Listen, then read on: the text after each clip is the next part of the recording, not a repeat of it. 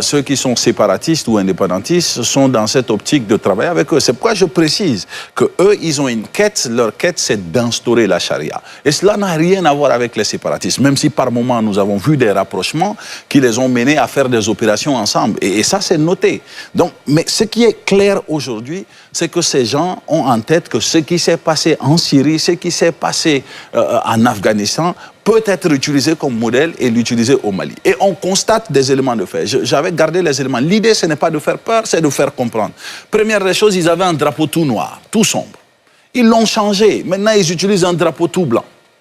Ils n'avaient pas de mécanisme de communication direct. Aujourd'hui, ils en ont un. Et ils disent qu'eux, ils veulent protéger les populations. Ils utilisent des actions pour conquérir le cœur des populations. Quand les populations se plaignent que les Chinois nous ont pris nos parcelles avec lesquelles on fait de l'agriculture et qu'ils y ont installé des mines, ils vont détruire ces mines et disent aux populations que oui. Et ils sont là pour protéger ces populations. Ils font des prêches, ils utilisent les réseaux sociaux. Donc aujourd'hui, il faut quand même, à un moment donné, cesser de dire qu'ils sont vraiment que dans la simple terreur. Seconde chose, pour moi, ça n'a rien à voir avec le fait de parler du régime à Bamako.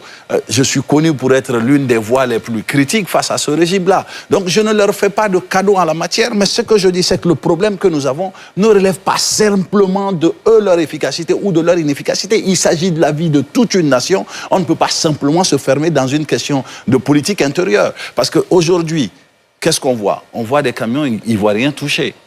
On a vu l'instruction, ils se sont instructés au Sénégal. Donc aujourd'hui, il faut aller au-delà de la simple réalité que oui, il y a eu un putsch et que le putschiste, qu'on l'aime ou pas, n'a pas peut-être su résoudre le problème. C'est appréciable, mais il faut regarder la survie de l'État malien. Et pour ça, il faut prendre en compte tous ces éléments pour être réaliste. D'accord, très bien.